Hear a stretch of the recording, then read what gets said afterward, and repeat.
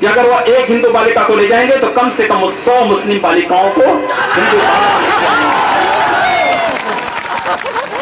अगर एक हिंदू को मारेंगे तो 100 को हम भी मारेंगे। 10 से 20 की आबादी जो है, यहाँ पे छुटपुट सांप्रदायिक झड़पें होती हैं, जहाँ पर मुस्लिम आबादी 10 से 20% के बीच में है।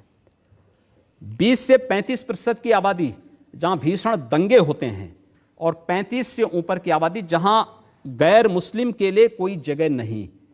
ये केवल भारत की बात नहीं कर रहा हूँ, पूरी दुनिया की मैं बात कर रहा हूँ। उनको स्पष्ट चेतावनी भी देना चाहेंगे कि अगर एक हिंदू का खून बहेगा तो एक हिंदू के खून के बदले आने वाले समय में हम प्रशासन से एफआईआर दर्ज नहीं करवाएंगे, बल्कि कम से कम 10 ऐसे लोगों की हत्या उससे करवाएंगे जो लोग किसी हम सब एक धर्म युद्ध की तैयारी कर रहे हैं। हिंदू अलग संस्कृति है, मुस्लिम अलग संस्कृति है, दोनों एक साथ नहीं रह सकती। दो संस्कृतियां कभी एक साथ नहीं रह सकती हैं। ये टकराव होगा, जरूर होगा। दुनिया के अंदर कहीं हुआ है कि कहीं पर किसी मस्जिद के अंदर नंदी और गौरी गणेश विराजमान हो? अगर ये हो तो भारत के अंदर सभी मस्जिदों में हमें अनुमति दीजिए, हम हर जगह गौरी गणेश और नंदी को विराजमान करवा देंगे। ये लोग आतंकी भाषा ही यहाँ बोल रहे हैं। मुझे लगता है शाहरुख खान की भाषा में और हाफिज सईद की भाषा में कोई अंतर नहीं है। धर्मांतरण से इस देश की सामाजिक सौहार्द लड़ रही है तो उसको प्रतिबंधित किया जाना चाहिए, उसको बैन किया जाना चाहिए और उसके लिए कानून बनाया जाना चाहिए। अगर धर्मांतरण होगा तो मुझे लगता है कि घर वापसी का कार्यक्रम भी चलेगा। लेकिन यही कहने के लिए मैं आपके बीच आया हूं कि जो लोग अभी भी गुमराह हैं वे कान खोल करके सुन लें कि समाजवादी पार्टी और बहुजन समाजवादी पार्टी का मतलब देश का पैसा करबला और कब्रिस्तान में लगाना,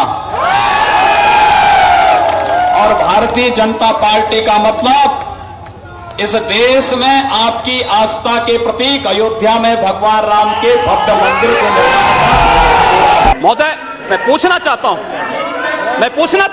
इससे, मैं पूछना चाहता हूं इन लोगों से, जब भारत का मुसलमान हज यात्रा करने के लिए जाता है, महोदय, जब हज यात्रा करने के लिए जाता है, उसकी पहचान तब भारतीय के नाम पर नहीं, पाकिस्तानी के नाम पर नहीं, बांग्लादेशी नाम पर नहीं, भारतीय उपमहाद्वीप का जो भी मुसलमान हज यात्रा करने के लिए जाता है उसकी पहचान हिंदू नाम पर होती है, उसकी पहचान भारतीय, पाकिस्तान या बांग्लादेश के नाम पर नहीं। लेकिन अगर उसी हिंदू पहचान को हम इनके ऊपर यहां पर लागू करने का प्रयास करते हैं, इनको बुरा लगता है। हिंदू सांप्रदायिकता नहीं, हिंदू राष्ट्रीयता का प्रतीक है, और भारत की राष्ट्रीयता का प्रतीक हिंदुत्व को बदनाम करोगे तो उसकी कीमत चुकानी पड़ेगी इन लोगों को। अगर भारत को समझना है, बैठ गए आप, फालतू बात करते हैं। स्वामी विवेकानंद ने एक बात कही थी कि गर्व से कहो हम हिंदू हैं। स्वामी विवेकानंद तो सांप्रदायिक नहीं थे, स्वामी विवेकानंद तो किसी पार्टी के नहीं थे। स्वामी विवेकानंद ने तो भारत का प्रतिनिधित्व किया था पूरी दुनिया के अंदर, और दुनिया के अंदर जो हिंदू आज पूरे देश के अंदर, पूरी दुनिया के अंदर अपनी सहिष्णुता के लिए पहचाना जाता था, आज उस हिंदू के साथ किस प्रकार का व्यवहार किया जा रहा है, वह कश्मीर से विस्थापित होता है, उसे कश्मीर से निकाला जाता है। एक भी बार इस सदन में चर्चा नहीं होती है, इन लोगों का मुंह नहीं खुलता जब कश्मीर से 3.5 लाख की संख्या में कश्मीरी पंडित निकाले जाते हैं, तब ये लोग नहीं बोलते। पिछले 2012 में असम के अंदर 3 महीनों तक बोडो जनजाति के लोगों को मारा जाता रहा, कोई नहीं बोला। महोदय, कोई नहीं बोला। जम्मू कश्मीर के बाद जम्मू कश्मीर के हिंदुओं के मारने पर कश्मीरी पंडितों को उनके घरों से बेदखल कर दिया गया, एक भी बार ये लोग बोले नहीं, इनको पीड़ा नहीं हुई।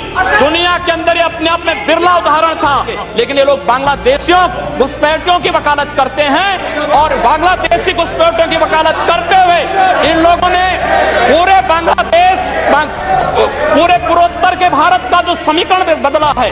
किसी सुप्रीम कोर्ट के सिटिंग जज से इन सांप्रदायिक दंगों की जांच करवाने के साथ साथ और राष्ट्रीय तत्वों से किनके संबंध हैं, इसकी भी जांच करा दी जाए। दूध का दूध, पानी का पानी सबके सामने आ जाएगा।